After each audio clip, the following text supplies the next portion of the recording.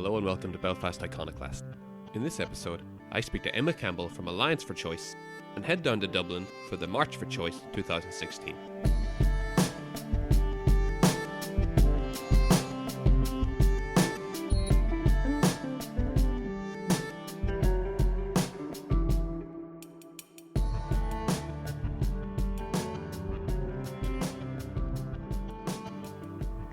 This week I spoke to Emma Campbell, who works for abortion rights group Alliance for Choice here in Northern Ireland. The goal of the group is to stand up for women's rights all across Northern Ireland, including the right to a safe abortion. The group gives a voice to those who cannot access those services safely here and must therefore travel to the rest of the UK or further afield in order to access these services safely. I spoke to Emma about Alliance for Choice, the progress they've made, and whether they think there's a chance for substantive change to the archaic abortion laws in the very near future. I also asked her about the different ways that Alliance for Choice organise, fight to change the media perception, the public perception, and the perception of the politicians up at Stormont. During the course of the interview, we also chat about the controversial poster campaign used by some activists during Culture Night, and about the different types of harassment women suffer at the hands of anti-choice campaigners. As a fair warning to anyone that's listening to the podcast, we do touch upon a couple of themes that some might consider triggering, including terms related to the abuse of women. So Alliance for Choice has in some form been going since 1996. They had a really big push in 2008 to try and get the 1967 Act extended to Northern Ireland when it was a Labour government, but there was a special deal done with the DUP politicians here, and that never happened. I was living in London until 2010 when I moved back here. I'd lived away since I was 19, so when I came back, it was probably quite a shock to realise that the abortion rights thing still hadn't been sorted out over here. And I was so incensed by it that I wanted to do something about it. I was doing a master's in photography at the time, so I wanted to do something about the abortion issue. So obviously photographing abortion is quite difficult. But I got involved with Alliance for Choice through that and have been a very active member since. And in the last few months, I'm now chair of Alliance for Choice. There's a whole variety of actions and campaigning that have really fomented, I would say, in the last 5 years, partly because of various things that have happened, which have just meant that the issues dovetailed occasionally. So the Mary Stopes Clinic opening, the tragic death of Savita Halapanavar in Galway, which was just a few months later, and then the moves in Stormont to keep trying to limit what Mary Stopes could do or close the clinic. And in a way that really actually helped keep the issue in the spotlight. And at the time, we were just beginning to grapple with how we could use social media as a campaigning tool. Especially in 2010, we were still quite new to it. But we really felt like any time it was mentioned, we had to make sure that there was a pro-choice view that was also heard, because we felt like it was invisible up until that point.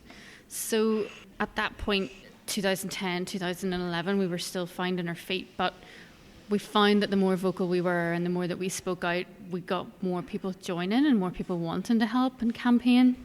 We'd also suggested to Mary Stopes that we were very supportive of them opening, and if there was anything we could do, and we understood that they didn't want to counter-protest outside because it would just create a battle zone for women trying to access the services. And then a few of us were at a conference in Canada on international abortion rights. We met some people from Texas who were clinic escorts who had a similar experience, but slightly ramped up because of firearms in America and because everything tends to be a little bit more extreme. But we certainly took away the idea of the clinic escorts and brought it back to Mary Stopes. And I think doing that work has really helped as well in terms of media coverage, and also given the people that have volunteered to be escorts a really huge insight into how women feel when they're having to access these services.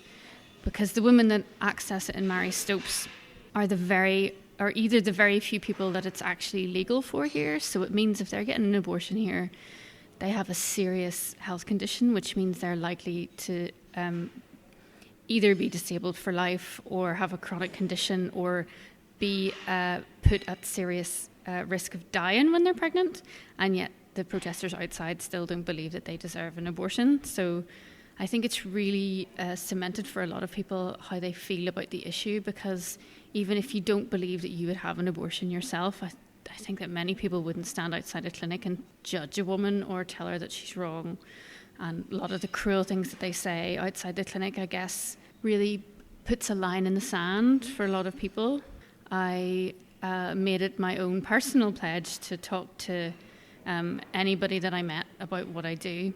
So many taxi drivers or hairdressers or people in cafes, or if I have one of my branded bags with me or whatever, I make sure to talk to just the average person. And if you frame it, especially then, again, after the prosecution for the woman that took abortion pills, which really, again, moved the conversation forward after Sarah Ewart coming forward about her own fetal abnormality problem, people don't want to prosecute women, no matter how strongly they feel about what an abortion actually means. I don't believe that very many people in Northern Ireland want to prosecute women for having abortions. I believe that that's a tiny, tiny but vocal religious minority. Through a lot of the work that we've done and a lot of the workshops that we've carried out with women's groups and with youth groups, LGBT groups, we've discovered that quite often the only time people have encountered the subject of abortion before is in a religious studies class in school. Even, for instance, the MLAs, we believe a lot of the misinformation and myths that they hold around the issue, especially if they've never encountered it personally themselves, is because they've encountered it the same place everybody else has, in a religious class in school, not through health professionals, not through a reproductive and sexual rights framework, but in a kind of morally judgmental and religious framework, which we believe is dangerous for our young people. And it certainly creates a lot of myths around the type of people that need abortions and the type of women that access abortions and why they would or wouldn't need that. So a lot of the work, I guess, in the last 5 years that has really been ramped up has been a mixture of all of this stuff happening in the news. And then also we work quite closely with the Abortion Rights Campaign in Dublin, who now have kind of sister organisations throughout the whole island of Ireland. Although their law is slightly different, it's from the same 1861 Act, the British colonial law, and they have to deal with a similar refusal by their local government to do anything about it, despite the clear will of the majority of people being totally different and totally out of step with politics. We don't have the 8th Amendment, thankfully, and referendums, again, thankfully, don't change our laws, and we don't have a constitution. And I'm slightly glad, because I don't think people should have to vote on human rights. But we've been doing a lot of work to support them, because we believe that a change at any part of the island will be helpful for women all over the island. And I think in the last maybe 3 years, we've built up from, I'd say, maybe 5 core activists to maybe 30 core activists who all take part in the campaign in very different ways according to their strengths. We have some people who are legal academics and some people who are artists and kind of everything in between. We have people who are experts on theology. We have people who have lots of experience in working within human rights. We have people that work with women's refuges and domestic violence. We've got partners like the FPA and the Green Party, and more recently the People Before Profit, and also organisations like WRDA, the Women's Rights and Resources and Development Agency, and Youth Action, LGBT groups as well. We have lots of support. We did a fantastic carnival for sexual rights and freedom, so we made sure that the events covered all kinds of bodily autonomy, whether it was sexual identity or gender expression or rights to abortion. So I think we're at a really interesting time in Northern Irish politics, not just for women's rights and abortion rights, but for lots of things. As we've seen, like with the vote in gay marriage, the public clearly want to change, and Stormont are dragging their feet for, old-fashioned sectarian reasons. despite the fact that they are chasing the Conservative vote, it's the two things that unite them are the sexual morality things. So the SDLP and the DUP, who seem to be the most entrenched in their moral views and yet sit on opposite sides of the so-called sectarian divide, are absolutely united in kind of mock horror about gay rights and abortion rights. And I think that's really, really interesting. And I think it shows the Northern Ireland populace as well how our politicians make decisions about things that isn't necessarily democratic and isn't necessarily for the good of the country or the people of the country. There seems to be a general view among the people that Stormont is definitely undemocratic. Do you find that petitioning Stormont takes up a lot of time in your campaign, or would you say that there's a balance between political lobbying and things like direct action? I think that there needs to be a push across all kinds of efforts. So obviously lobbying Stormont is important, and there's a certain amount of re-education and rebriefing that needs to happen with the MLAs, especially because organisations like Precious Life do have such easy access, such a political ear. They really, really have the political ear in Stormont, and I feel like we need to change that. But I also think that the politicians are never going to change their mind if they don't believe their constituents are really voting on the issue. And I think the last election very clearly showed that people are beginning to vote on social issues and not just vote on sectarian lines, possibly more in urban populations, but it certainly is changing for the better. We had more people who were pro-LGBT and pro-choice candidates openly, who got voted in and who unseated more traditional candidates. But I also think a really important thing is breaking stigma, which is a much less tangible thing that you're working towards, which is about keeping a conversation going around abortion rights and keeping a conversation going about why women need abortions. And until very recently, we had few or no people talking about abortions publicly. Obviously, we had been making a concerted effort to always have some kind of pro-choice opinion or pro-choice view in the media, and there were a few people like Suzanne Lee who were willing very early on to talk about their own experiences. Although I was with her in the studio with Stephen Nolan, and the Precious Life people were very hard on her.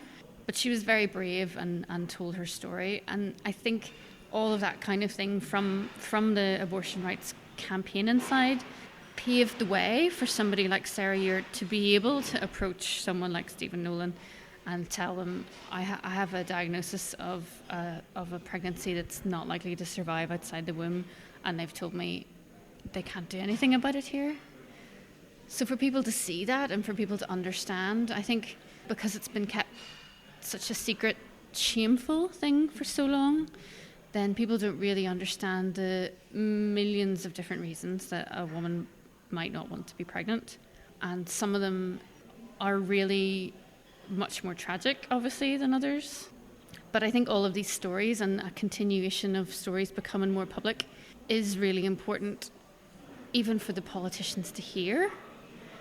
But I don't know, like after the judicial review and Judge Horner deciding that the Assembly needs to do something about it, and then them just delaying, and we're setting up a working group, and I think all of it's delaying tactics. I don't think we can rely on Stormont to make any changes without duress. So we at Alliance for Choice believe quite strongly that if we have to have a conversation one by one with people in Northern Ireland to help them understand what women need and what women go through, then we kind of believe that work's slightly more important. And certainly there's only a limited amount you can do in Stormont with politicians who aren't even comfortable yet with the word abortion. There's some people that we believe are on a journey, so that they used to be very anti-choice, and now they're being more coming round more to a more pro-choice understanding. And especially with the pills, around the election time, whenever you asked any of the MLAs about the prosecution of the woman, they all said, "Oh no, we need to show mercy and compassion, and prosecutions aren't necessarily in the public interest." But they equally then had no answer for what the solution was or how to be more merciful or compassionate to a woman who'd had to access her own abortion because we couldn't provide it here. So I think all of that helps put a chink in the kind of up until now socially accepted arguments around abortion, and makes people think a little bit more about it in a way that isn't so black and white and so straightforward. So there's loads of different kinds of work that needs to be done, and loads of different activists who do it in lots of different kind of ways. You mentioned the Mary Stopes Clinic. Is it true to say that the majority of women who use the clinic are actually going through some sort of difficulty in their pregnancies? Lots of women who access services at Mary Stopes find out very quickly that the law doesn't accommodate their need for an abortion, so they're told very quickly that they have to then go to England. They don't come back to Mary Stopes, but the women who come back and who are more viciously targeted by Precious Life, because they know when people come back to the clinic that means that they're getting allowed abortion treatment in Northern Ireland. So those women are the women that meet the very, very strict criteria in Northern Ireland that allows them to have an abortion. So it often means that a pregnancy will make a chronic or acute condition much worse, or that they've had severe mental health episodes before that would only be made worse by a pregnancy. So I think it's less than 30 women a year, but certainly women do qualify for it, and they access the Mary Stopes services, and they get targeted quite viciously by the Precious Life people outside the clinic. The Precious Life campaign is fairly well known for being antagonistic. Do you think that in some way that actually might help your cause in some respects? We've certainly noticed that anytime Bernie Smith or Precious Life are on television or radio, or there's a news article about them particularly being quite aggressive outside the clinic, that we get more support, we get donations, and we get more members joining up. So just looking at that very kind of straightforward analysis, then yes. But also talking to people on the street, we are very aware that even people who might not personally choose an abortion for themselves would equally not stand outside a clinic and call a woman a murderer for accessing one.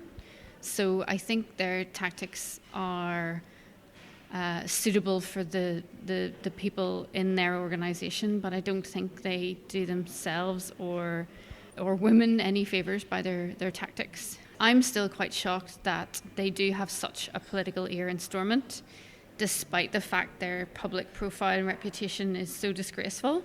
I was mostly very shocked when Jim Wells, he was interviewed in a newspaper when the clinic escort started, and I think he described us as bodyguards, but he said he doesn't understand why women would need extra protection because some of the members of Precious Life were very close friends of his.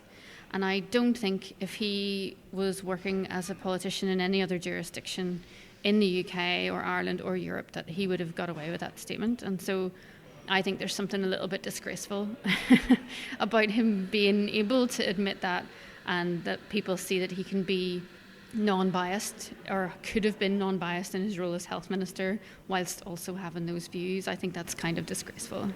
Have Precious Life targeted you specifically because of your role in the organisation, Alliance for Choice?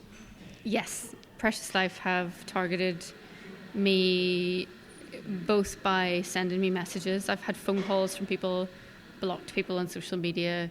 I've also been filmed in the street when I'm not doing escorting. And I've had a very mean video made of me by Precious Life that was on their front page for a little while, where they re-edited some of the Stephen Nolan footage to make it sound like I did something very illegal when I clearly hadn't. I was I was a little shocked by the video, but when I realised that very few people had watched it, I suppose I thought that it was more important to try and let it die than it was to fan the flames. I've noticed that they've taken it down off their site, so I think someone possibly might have told the BBC that they'd used their footage without permission or something. But they do target, as I'm sure you know already. Dawn Purvis was targeted quite frequently by the protesters because she ran the clinic for such a long time, and I don't think that their tactics in that either are tactics of an organisation that has ethics at heart. Do you think that you get a fair shake in the media? I know that certain of the media outlets will say that they have to provide balance. Do you think that there is balance?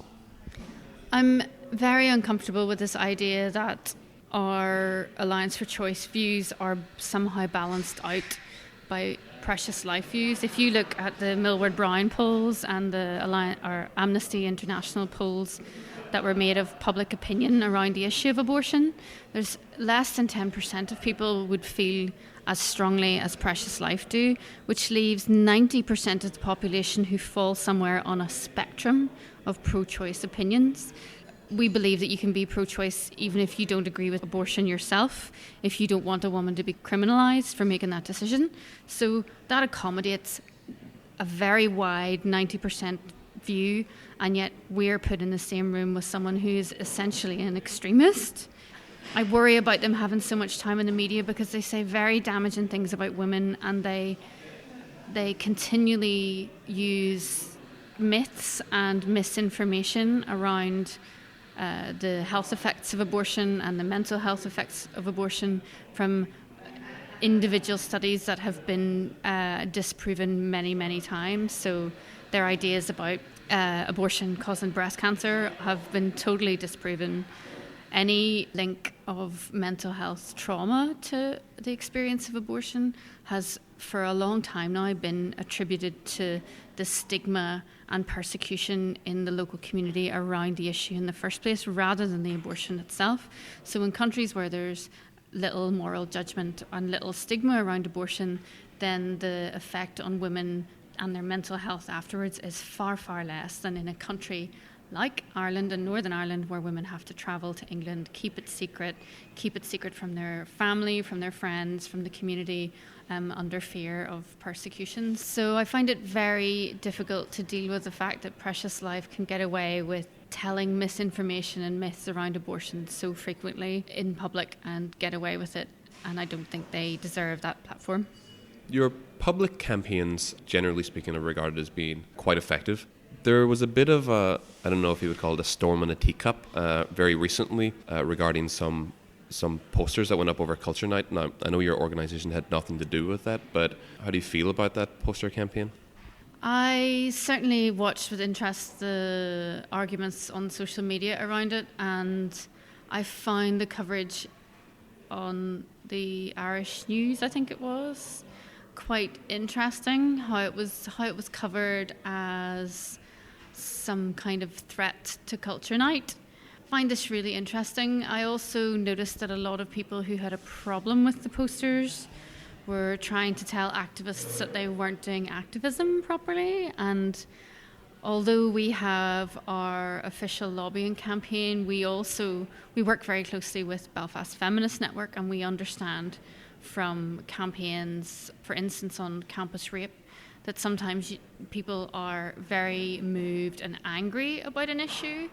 And I believe that women in Northern Ireland are justifiably angry that politicians don't feel the need to discuss their health needs, some quite drastic health needs. I understand that some people find the posters quite shocking, but the same people apparently don't find the laws shocking or the language used in the government around women shocking. To call a woman a murderer, I think, is far more shocking than any of the content of the posters. I do understand that for Culture Night, some of the organisers might be scared of losing funding if they were seen to support something that had such a terrible swear word in it. But the thing I find a little bit amusing about that swear word is how shocking it is. Almost describes very adequately how scared we are of women's bodies in Northern Ireland, because it's the only word that we have in the English language that actually describes the full genitalia rather than just vulva or clitoris or vagina. And I noticed at the Queen's University Students' Fair in, I think it was 2014, they got asked to take down a sign because it had the word vagina in it, and the young DUP complained. So I really think there's something interesting around this fear of women's bodies, a fear of women acting in a way that they're not supposed to by using swear words and putting up antagonistic posters. And I think it's unfair of commentators to say that somebody's doing activism wrong just because they do it differently than they would. I think in a social movement you have to be prepared to accept a very broad range, and as I said before, 90% of the population don't feel like Precious Life do, but there's a huge spectrum in there of how people feel. And some people, we have to remember, might have had very direct experience of trying to access abortion or being persecuted for accessing abortion for themselves or their families, and they have every right to be angry about the lack of human rights and about their bodies still being policed by the government. Do you think that the use of swear words is associated with gutter politics? I think that if you listen to any of the debates in Stormont about abortion and women's bodies, that's a very more apt description of gutter politics than anything than swear words. If somebody's fly posting on a street wall, and street art or a street protest conversation necessarily has a very different set of tools that they use and a very different set of language that they are likely to use. You're not going to use anything like that poster if you're in Stormont. But in order to engage people, I guess, on a street art basis, someone like Banksy uses very shocking images. Two policemen kissing each other. That kind of image is to arrest people and stop them in the street so that they can engage with something that's quite an interesting issue. I don't think swear words are useful in a lobbying campaign. I don't think swear words are useful on a TV debate.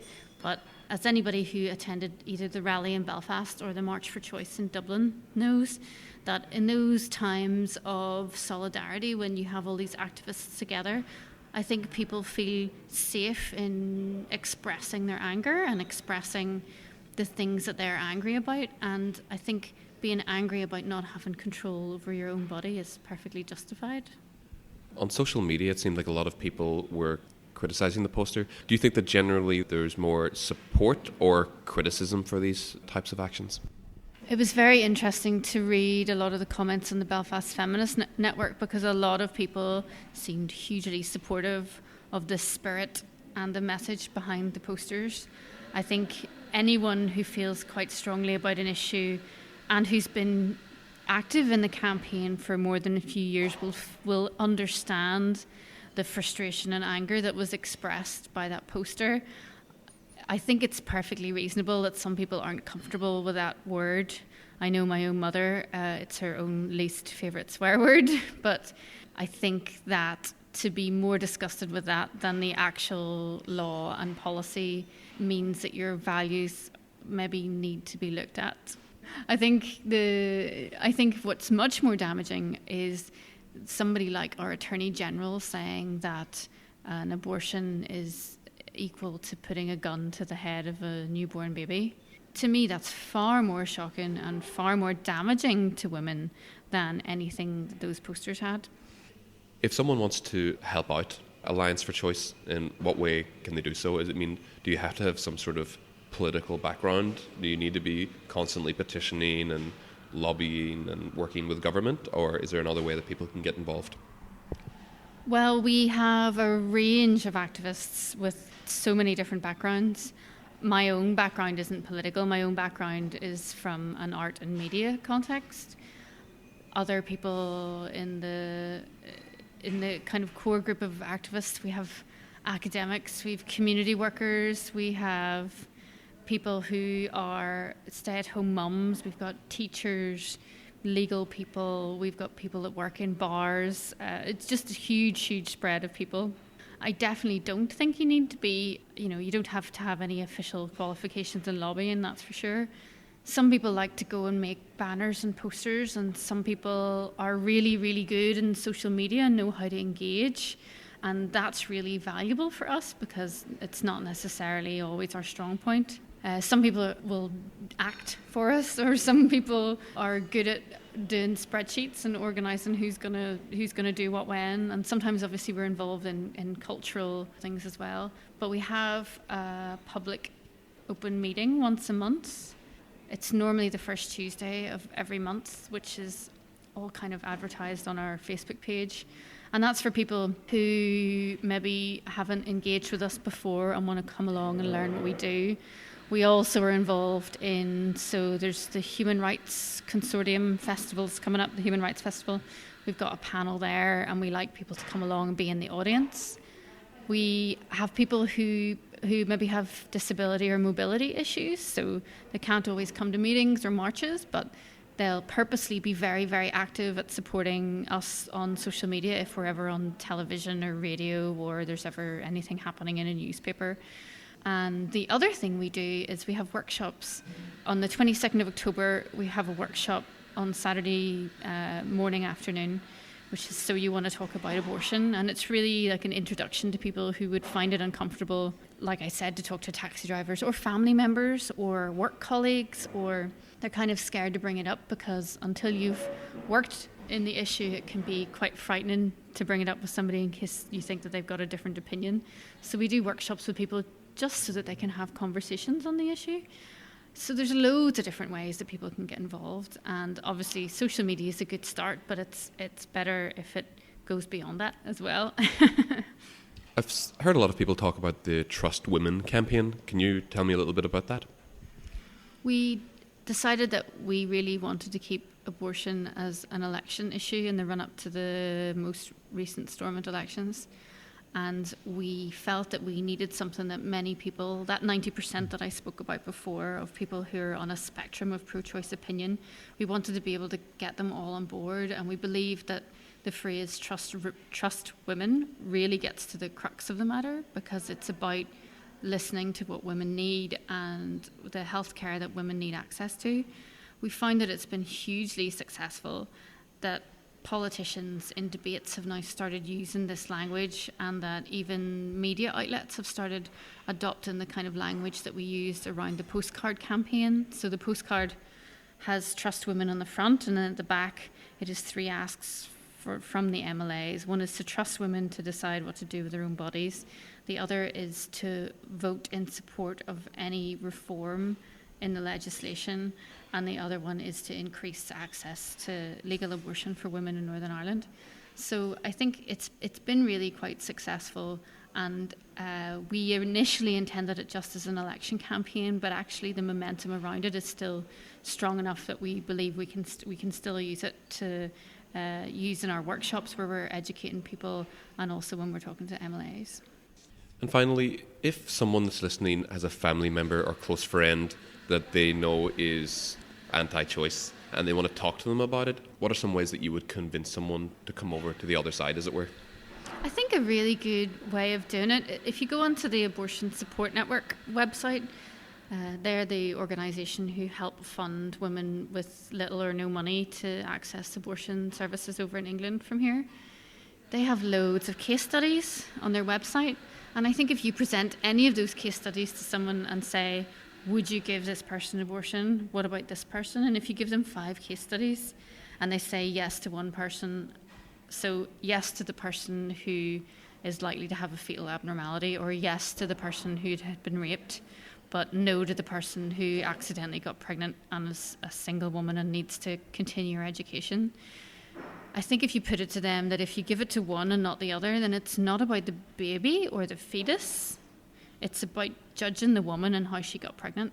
And if we can flip it around and make people understand that abortion rights is really about a woman's body, her integrity, and how we got to where abortion rights are. So how mother and baby homes all across the island of Ireland, and how we exported loads of our young pregnant women over to Liverpool, Manchester and London back in the day, that we really, really treat women's bodies disgracefully because of our views of how women should behave sexually, and not because of what we think about the fetus or when a fetus becomes a baby or when a fetus becomes a person. That's all a side argument that's used to distract us by people like Precious Life. It's really about judging the sexual morality of women. And we've lots of handy ways of talking to members of your family or work colleagues. There was a brilliant example of a woman in our another sister organisation called Parents for Choice. And she was actually engaging with a male colleague and didn't engage with one of her female colleagues because the female colleague had already said at the start of the conversation, "I'm pro-life." But by the end of the conversation, the other woman who had been listening in the whole time suddenly said, "I never thought about before how really I'm actually judging the women and it's not the pregnancy." So there's lots of ways to talk about it, that it's really about reframing it and understanding why we judge this particular issue so harshly. If you're affected by any of the issues that Emma talked about, or you'd like to contact them in order to give your assistance, you can do so at their website, www.alliance4choice.com, where the word 4 is replaced by the number 4, so it's alliance4choice.com. You can also contact Alliance for Choice at alliancechoice4@gmail.com. Last week, I headed down to the March for Choice in Dublin.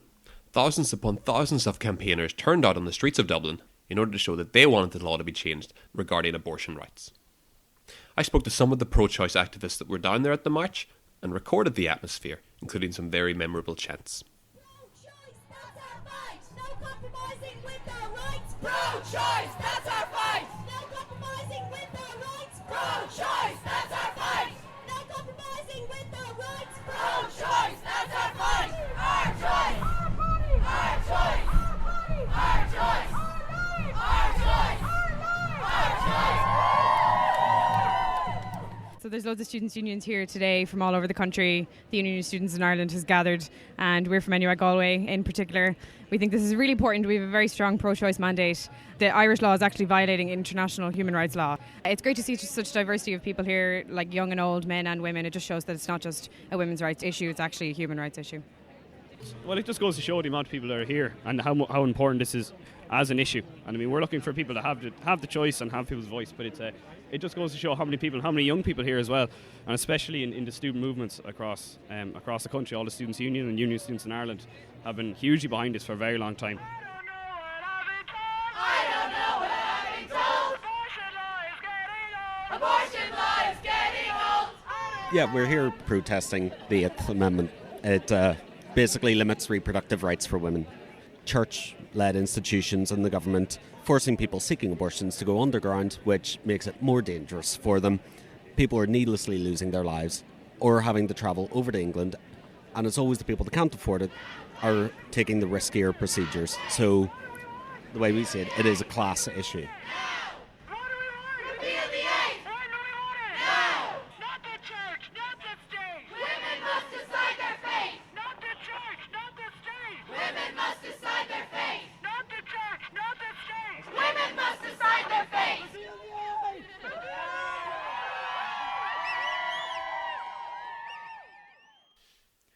That's it for this week's podcast.